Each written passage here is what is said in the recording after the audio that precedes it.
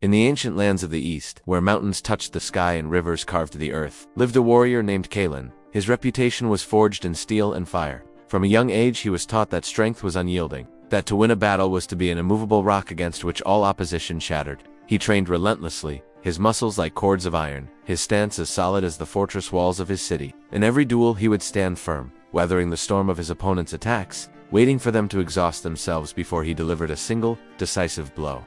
For years, this philosophy served him well. He was celebrated, undefeated, a living legend. But legends, like mountains, can be worn down by time and tide. A rival warlord, a cunning tactician named Jin, began to rise in the neighboring lands. Jin's methods were different. He was like the wind, unpredictable, formless, and relentless.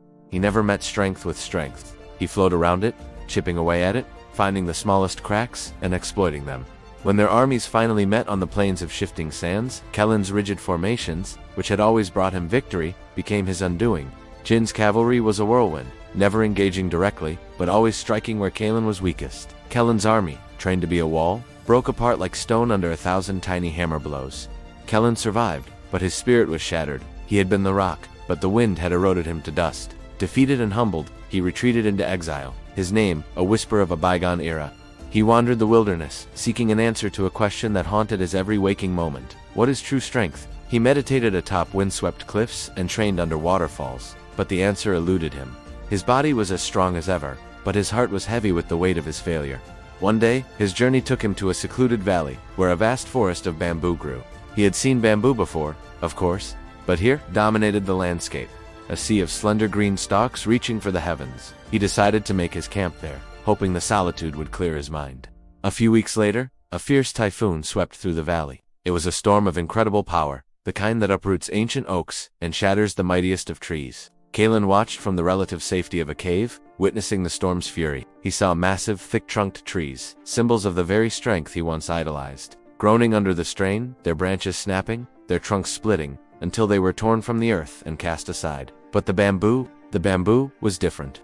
As the ferocious winds howled and tore at them, the slender stalks did something Kalin had never truly appreciated. They bent, they swayed, they yielded. They bent so low that their tops nearly touched the ground. Surrendering to the storm's immense power, Kalin held his breath, certain they would snap. Any other plant, any other tree, would have been broken, but they didn't break. They simply yielded. When the storm finally passed and a serene quiet fell over the valley, Kalin emerged from his cave. The forest was a scene of devastation. Fallen giants lay everywhere, their roots exposed to the sky, a testament to their failed resistance.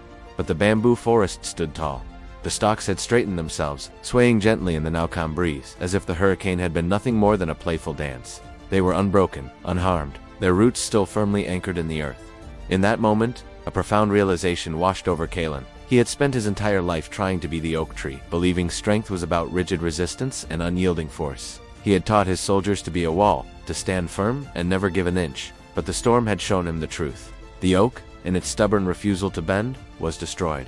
The bamboo, in its willingness to yield, had survived. It had adapted. It had bent with the wind, but it had never, ever broken. Kalin had found his answer. True strength was not resistance. It was resilience. It was not about being an immovable object, but about being adaptable, flexible, and able to flow with the forces of life rather than fighting against them. He began to study the bamboo. He observed how its segmented structure gave it flexibility, how its deep root system gave it a firm but adaptable anchor. He started to change his own training. Instead of focusing on raw power and immovable stances, he practiced fluid movements, learning to redirect an opponent's force rather than absorb it. He traded his heavy armor for lighter gear, valuing speed and agility over brute defense. He learned to be like water, to be like the wind, to be like the bamboo. 2 years later, a new warrior emerged from the valley. He was still Kalin, but he was transformed. He returned to his homeland, not as a vengeful ghost, but as a changed man. Warlord Jin was now the dominant power, his rule known for its ruthless efficiency. Hearing of Kalin's return, Jin, intrigued and a little arrogant, challenged him to a duel to finally settle their old rivalry. They met in a courtyard, surrounded by Jin's elite guards. Jin, confident in his fluid style, attacked like a viper. But this time, Kalin was not a rock. When Jin struck, Kalin yielded, deflecting the blow with a gentle, circular motion. When Jin lunged, Kalin flowed around him, using Jin's own momentum against him. It was a dance of two masters. Jin was the wind, but Kalin had become the bamboo. He bent, he swayed, he yielded to every attack, never meeting force with force. Jin grew frustrated. He was used to his opponents breaking under his relentless, unpredictable assault. But Kalin didn't break. He he simply adapted. Finally, seeing an opening born not of power but of perfect timing, Kalen moved. It wasn't a powerful strike. It was a simple, fluid motion that disarmed Jin and placed the tip of his bamboo staff against Jin's throat. The courtyard was silent. Jin, defeated, looked at Kalen, not with hatred, but with a dawning respect. He saw not the old rigid warrior, but something new, something more powerful. Kalen did not take Jin's life or his lands. Instead, he shared his newfound wisdom. He taught that the greatest warrior, the greatest leader, the greatest person, is not the one who never falls, but the one who always gets back up. Not the one who resists the storm, but the one who learns to dance in the rain. His story became a new kind of legend, a reminder that in the battles of life, flexibility, not rigid resistance, is what allows us to endure. For it is the bamboo that bends with the wind, that is the last one standing when the storm is over. Adaptability is true strength. Thanks for watching.